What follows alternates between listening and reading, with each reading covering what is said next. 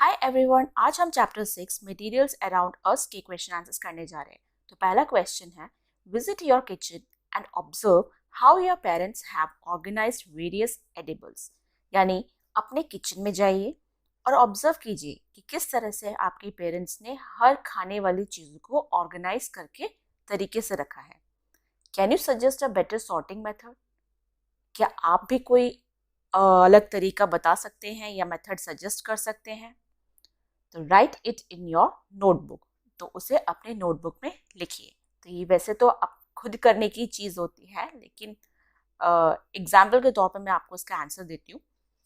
जैसे in the kitchen, organising edibles can be improved by grouping similar items together.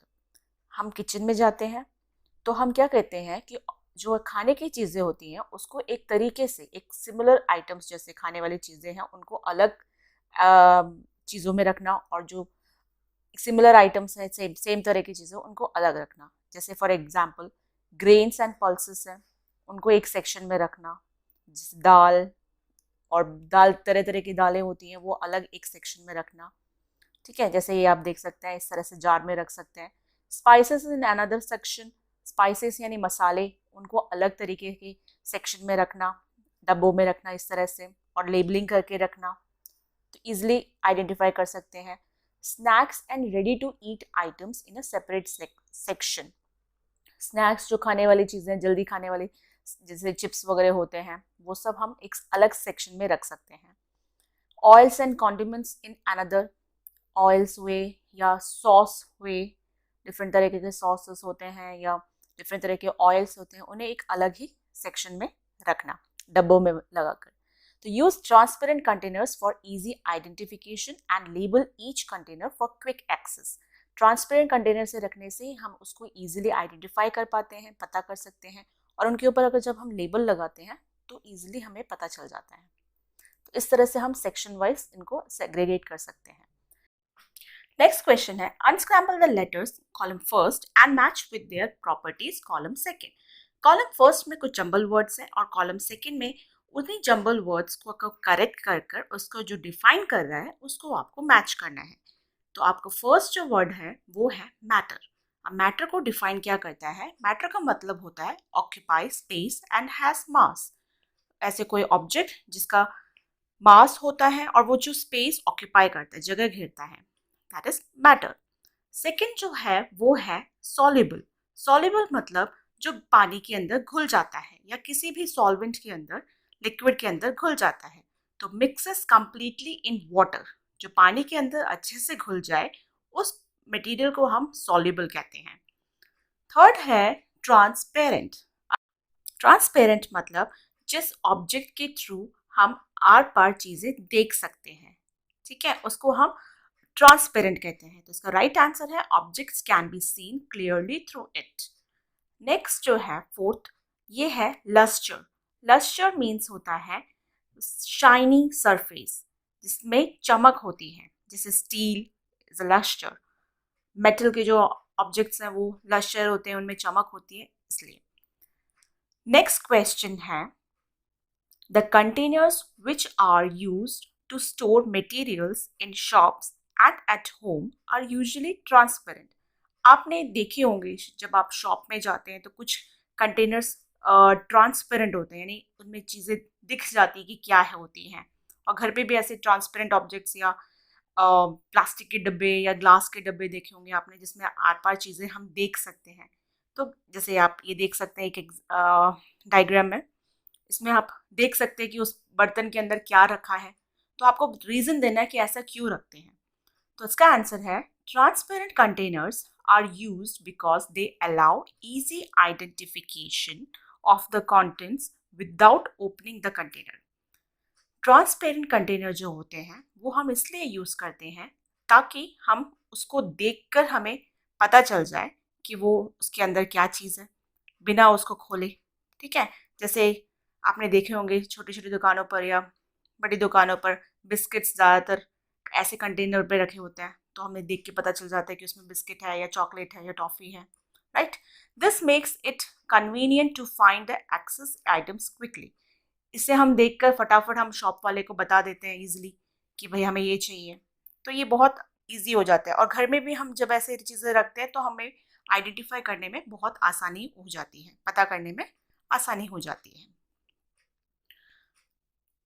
Next question है, state whether the statement given below are true और false. Correct the false statement.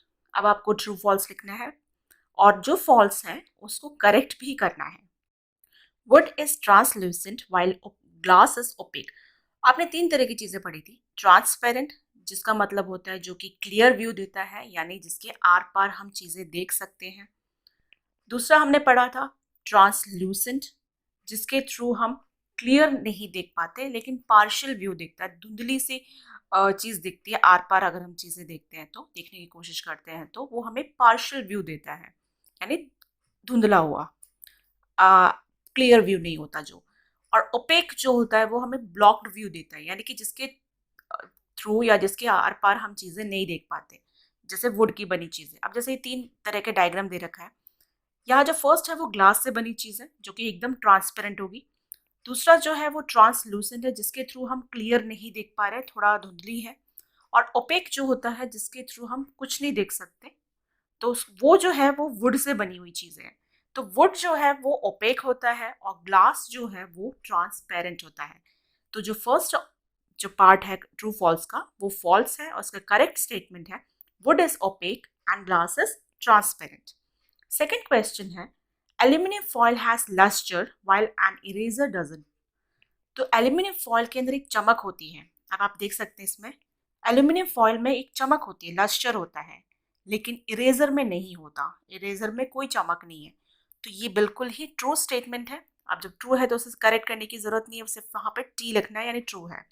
Next है sugar dissolves in water. अब यहाँ जो sugar है वो पानी के अंदर डिजॉल्व हो जाता है। आपने देखा होगा चीनी वाला पानी डिजॉल्व हो जाता है, लेकिन सैंड जो है या सॉ डस्ट है वो पानी के अंदर डिजॉल्व नहीं होता, वो जम जाता है।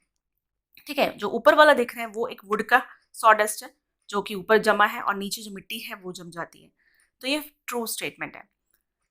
फोर्थ है, an apple is a matter because it occupies no space and has mass. Apple जो है एक वो मैटर है, एक ऑब्जेक्ट है जो कि कोई भी स्पेस या मास ऑक्यूपाई नहीं कर रहा। ये है क्वेश्चन के अकॉर्डिंग, लेकिन करेक्ट आंसर है क्योंकि मैटर हमेशा स्पेस और उसमें मास भी होता है, वेट भी होता है। तो इसका करेक्ट स्टेटमेंट है an apple is a matter because it occupies space and has mass. तो वो जो नो वर्ड है उसको काट कर आपको पूरा स्टेटमेंट ऐसे के लिखना है। नेक्स्ट क्वेश्चन है, we see chairs made up of various materials such as wood, iron, plastic, bamboo, cement and stones. हमने आमतौर पे चेयर्स देखे हैं, तरह तरह के चेयर्स डिफरेंट ऑब्जेक्ट से बने हुए, जैसे कुछ वुड की चेयर देखी है, आयरन की देखी है, plastic, bamboo, cement and stones देखे हैं। तो following are some desirable properties of materials which can be used to make chairs. तो कुछ प्रॉपर्टीज आपके सामने यहाँ नीचे दे रखी है, उसके अकॉर्डिंग आपको ये जो wood, iron, plastic, bamboo, cement और स्टोन की चेयर्स है उनको उस कैटेगरी में अरेंज करना है। तो which materials use to make chairs fulfil these properties the most. तो ये जो प्रॉपर्टीज है वो क्या है वो एक बार हम देख लेते हैं। तो हार्डनेस, डजंट बेंड और shake on sitting even after long use. Hardness यानी कि जिसमें सबसे ज्यादा ताकत हार्ड होता है, जो बहुत ही कठोर होता है। इसका मतलब है कि जो चेयर बेंड नहीं होती और शेक नहीं होती, मतलब हिलती डुलती नहीं है काफी समय तक हम उसको जब यूज करते हैं, तो वो उसकी हार्डनेस जाती नहीं है। लाइट वेट सेकेंड प्रॉपर्टी है। लाइट वेट वाली कौन सी चेयर हो सकती है जिसको हम आसानी से उठा सकते हैं, इजी टू लिफ्ट और to take from one place to another, और एक जगह से दूसरी जगह हम ले जा सकते हो। तो ऐसा कौन सी चेयर हो सकती है। थर्ड है, does not feel very cold when sitting during winters. उस पर बैठने पर हमें ज़्यादा ठंड नहीं लगे, ठंड में ठंड के टाइम पर जो हम चेयर्स पर बैठते हैं तो हमें ठंड ज़्यादा फील ना हो, ऐसी कौन सी चेयर हो सकती है। And can be clean regularly and made to look new even after long use, और जिसको आसानी से हम साफ कर सकते हो, क्लीन कर सकते हो और काफ़ी टाइम तक चले वो। तो हार्डनेस के बेसिस पे हो सकते हैं वुड की चेयर, आयरन की चेयर, सीमेंट या स्टोन, ये काफ़ी टाइम तक चलती हैं। ठीक है, ये इस तरह के आपने देखे होंगे वुडन चेयर, आयरन, सीमेंट और स्टोन के। लाइट वेट जो बहुत इजीली उठा सकते हो, जैसे प्लास्टिक की चेयर हम उठा सकते हैं, बैम्बू की चेयर हम उठा सकते हैं। ठीक है, ये बहुत आसानी से उठा भी सकते हैं हम लोग। थर्ड है does not feel very cold when sitting during winters, ठंड के टाइम पे जब हम उनके ऊपर बैठते हैं तो हमें ज़्यादा ठंड फील नहीं होता, कोल्ड नहीं फील होता, तो वो हो सकती है वुड और बैम्बू की जो चेयर्स होती हैं, ठीक है। उसी तरह से can be clean regularly and made to look new even after long use, जिसको हम आसानी से क्लीन कर सकते हैं और बहुत लंबे समय तक जो चल सकता है वो हो सकता है प्लास्टिक का, आयरन का, सीमेंट का और स्टोन का। सीमेंट और स्टोन के भी हम आराम से साफ कर सकते हैं और लंबा भी चलता है वो। तो ये हो गई डिफरेंट तरीके के चेयर्स जो कि उनकी प्रॉपर्टीज जिसके थ्रू हम उसको सेग्रीगेट कर सकते हैं, सेपरेट कर सकते हैं। नेक्स्ट है you need to have containers for collection of food waste. आपको कुछ कंटेनर्स चाहिए जिसके अंदर आप कुछ कलेक्शन कर सकते हैं, जैसे फूड वेस्ट को आप किस तरह के कंटेनर्स में सेपरेट करोगे, ब्रोकन ग्लास को और वेस्ट पेपर को। तो ये 3 तरह के कलेक्शंस हैं फूड वेस्ट। उसको आप इकट्ठा करने के लिए कौन से मटेरियल यूज़ करोगे, which materials will you choose to containers of these types of waste. तो किस तरह के कंटेनर्स आप इन चीज़ों को वेस्ट को इकट्ठा करने में यूज़ कर सकते हैं। जैसे कि फूड वेस्ट के लिए आप कौन से तरीके के मटेरियल यूज़ करोगे, ब्रोकन ग्लास को कलेक्ट करने के लिए आप कौन सा मटेरियल यूज़ करोगे, वेस्ट पेपर को कलेक्ट करने के लिए आप कौन सा मटेरियल यूज़ करोगे। तो इसका आंसर है फूड वेस्ट। फूड वेस्ट को यूज़ करने के लिए हम प्लास्टिक या मेटल कंटेनर यूज़ करेंगे, क्योंकि वो that are durable and easy to clean, क्योंकि वो लंबा भी चलेगा और उससे आसानी से हम क्लीन भी कर सकते हैं, ठीक है। प्लास्टिक के बने हुए कंटेनर्स या मेटल के बने हुए कंटेनर्स वो लंबे भी चलते हैं, उनको आराम से हम क्लीन भी कर सकते हैं। ब्रोकन ग्लास, ब्रोकन मतलब टूटे हुए ग्लास जो होते हैं। मेटल और हार्ड प्लास्टिक कंटेनर्स, उनको कलेक्ट करने के लिए या तो मेटल की बनी हुई कंटेनर हो डस्टबिन जैसा, या हार्ड प्लास्टिक, बहुत ही ठोस वाला प्लास्टिक जिसके थ्रू अगर ब्रोकन ग्लास लगे भी तो भी चोट ना लगे, ठीक है। That are sturdy and puncture resistant, जिसके अंदर अगर ग्लासेस लग भी जाते हैं तो वो पंचर नहीं करे उसको, प्लास्टिक के कंटेनर को। वेस्ट पेपर के लिए आप लाइट वेट प्लास्टिक यूज़ कर सकते हैं या कार्डबोर्ड से कंटेनर्स, कार्डबोर्ड के जो कंटेनर्स हैं जो लकड़ी से बने हुए कंटेनर्स है उसके अंदर आप वेस्ट के पेपर यूज़ कर सकते हैं, क्योंकि वो ईजिली हैंडल भी हो जाते हैं और ज़्यादा एक्सपेंसिव नहीं होता, इनएक्सपेंसिव यानी ज़्यादा महंगे नहीं होते। नेक्स्ट है air is all around us but does not hinder us from seeing each other. आपको पता है कि हवा जो है वो हर जगह फैली हुई है, लेकिन डज नॉट हिंडर अस यानी हमें रोकती नहीं है वो एक दूसरे को देखने के लिए। फ्रॉम, हम आसानी से, हमारे बीच में अगर हवा भी है तो हम आसानी से उसके आर पार देख सकते हैं। Where as if a wooden door comes in between we cannot see each other. लेकिन अगर हमारे सामने एक वुडन डोर हो तो हम उसके आर पार चीज़ें नहीं देख पाते। इट इज़ बिकॉज, ये इसलिए क्योंकि एयर इज डैश। अब आपको डैश में फिल करना है कि क्या होता है air, and a wooden door is dash. और वुडन डोर क्या होता है वो आपको यहाँ लिखना है। Choose the most appropriate option. अब आपके पास 4 ऑप्शन दे रखे हैं, उन चारों में से आपको जो करेक्ट है वो लिखना है। तो चारों ऑप्शन है ट्रांसपेरेंट ओपेक, ट्रांसलूसेंट या ट्रांसपेरेंट, ओपेक, ट्रांसलूसेंट या ट्रांसपेरेंट ट्रांसलूसेंट। तो इसके अंदर जो करेक्ट है वो आपको देखना है। जिसके थ्रू हम आर पार देख सकते हैं वो चीज़ आपको पता ही है, वो होती है ट्रांसपेरेंट। और जिसके थ्रू हम आर पार या धुंधली होती है चीज़ें, क्लियर नहीं दिखता, वो ट्रांसलूसेंट होते हैं। और जिसके थ्रू हम आर पार नहीं देख सकते वो चीज़ें होती हैं ओपेक। तो इसका जो करेक्ट आंसर हो सकता है वो है ट्रांसपेरेंट और ओपेक, क्योंकि आपको ट्रांसपेरेंट क्लियर व्यू देता है, जबकि ट्रांसल्यूसेंट आपको पार्शियल व्यू देगा, और ओपेक जो है वो आपको ब्लॉक्ड व्यू देगा, ठीक है। तो इस तरह से आप और एग्जाम्पल्स अपने आसपास देख सकते हैं, और इस तरह से आप इसमें डिफाइन करके उस एग्जाम्पल्स में भी लिख सकते हैं अगर आपसे अलग से क्वेश्चन या एक्स्ट्रा क्वेश्चंस में पूछा जाता है तो ये तो था 7th क्वेश्चन। नेक्स्ट क्वेश्चन है imagine you have 2 mysterious materials X and Y. मान लेते हैं आपके पास 2 तरीके के मटेरियल्स हैं, मिस्टीरियस मटेरियल्स हैं, मिस्ट्री वाले यानी रहस्यमय कुछ मटेरियल्स हैं जैसे X and Y. When you try to press material X it feels rigid and does not change its shape easily. जब आप एक्स मटेरियल को थोड़ा प्रेस करते हैं तो वो रिजिड फील होता है, यानी कि उसको ठीक से प्रेस नहीं होता, टाइट सॉलिड है, and does not change its shape easily, और वो अपनी शेप को भी चेंज नहीं कर पाता. On the other hand material Y easily changes its shape when you press it. जबकि जो वाई मटेरियल है, जब आप उसको प्रेस करते हैं तो वो अपनी शेप चेंज कर लेता है आसानी से, easily. Now when you mix both materials in water, only material X dissolves. ठीक है, जब आप उन दोनों मटेरियल को पानी में डालते हैं तो सिर्फ X जो मटेरियल है वो कंप्लीटली डिसॉल्व होता है, while material Y remains unchanged.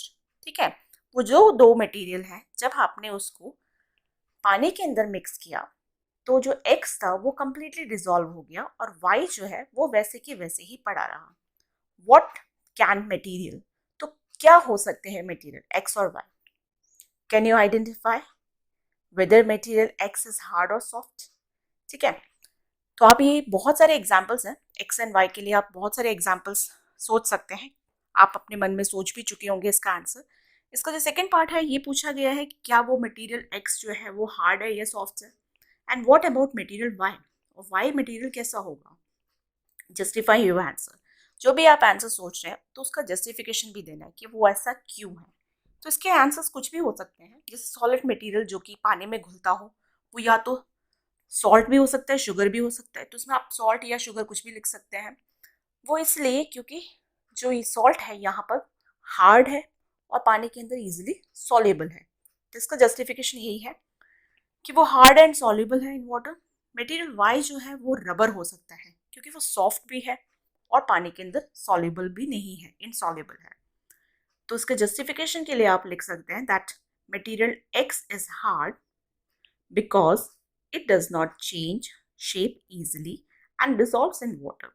क्योंकि एक्स जो है वो हार्ड होता है और अपना शेप चेंज नहीं करता और आसानी से पानी के अंदर डिसॉल्व हो जाता है. क्योंकि यहाँ पर एक्स जो आपने मटेरियल लिखा है वो है salt. Material Y is soft. Material Y soft इसलिए है because it changes shape easily, क्योंकि उसने अपने शेप को चेंज कर दिया, and does not dissolve in water, और अपने को पानी में नहीं घुलने दिया, यानी वो डिसॉल्व नहीं हो पाया पानी के अंदर. नेक्स्ट क्वेश्चन है, who am I?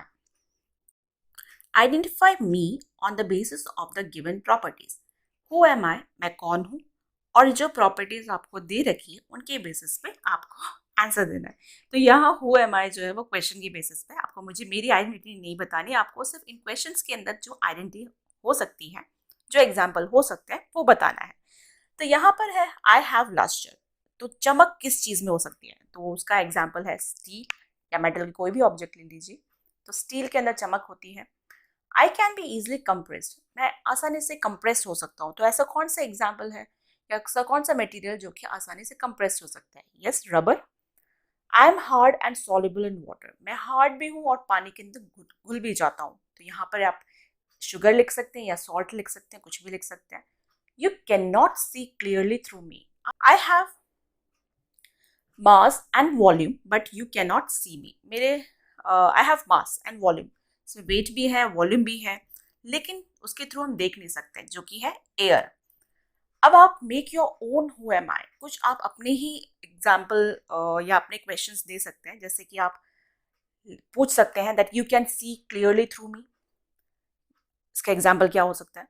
I am soft, I am non lustrous, I am liquid and insoluble in water, I can not be compressed easily. तो ये इस तरह के क्वेश्चंस आप अपनी तरफ से बना सकते हैं हु एम आई के अंदर, और आप पूछ सकते हैं अपने फ्रेंड से भी. नेक्स्ट क्वेश्चन है, you are provided with the following materials. आपके पास कुछ मटेरियल्स दे रखे हैं, जैसे vinegar, honey, mustard oil, water, glucose and wheat flour. Vinegar यानी सिरका, हनी शहद, मस्टर्ड ऑयल यानी तेल, सरसों का तेल, वाटर ग्लूकोज और व्हीट फ्लोर यानी आटा. Make any two pairs of materials where one material is soluble in the other. आपको दो तरह के पेयर बनाने हैं जहां एक तरफ जो मटेरियल दूसरे मटेरियल के अंदर घुल जाते हो. ठीक है, now make two pairs of materials where one material remains insoluble in the water. अब आपको ऐसे दो पेयर बनाने हैं जहाँ एक मटेरियल दूसरे मटेरियल के अंदर नहीं घुलता, इनसॉल्युबल होता हो। तो एक जो सॉल्युबल मटेरियल, एक इनसॉल्युबल मटेरियल। ठीक है, आइए इसका आंसर देखते हैं कि क्या हो सकता है। तो सॉल्युबल पेयर्स है विनेगर एंड वाटर। विनेगर जो होता है, सिरका जो होता है, वो पानी के अंदर अच्छे से घुल जाता है। तो ये हो गया पहला pair. Glucose and water, glucose को भी आप पानी में अच्छे से मिलाकर पी सकते हैं। ठीक है, तो ग्लूकोज एंड वाटर जो है वो भी सॉल्युबल है। ठीक है, ग्लूकोज तो आपने पिया भी हुआ है इसलिए आपको पता भी होगा। इनसॉल्युबल पेयर्स है जैसे मस्टर्ड ऑयल वाटर के अंदर कभी नहीं घुलता, तो वो इनसॉल्युबल पेयर है। व्हीट फ्लोर, आटा जो है वो पानी के अंदर नहीं घुलता, वो बाइंड हो जाता है लेकिन घुलता नहीं है पूरी तरह से, तो ये भी आपका इनसॉल्युबल पेयर है। तो ये था आपका चैप्टर 6 के क्वेश्चन आंसर्स। इन्हें अच्छे से लर्न कीजिए for exams. Thanks for watching.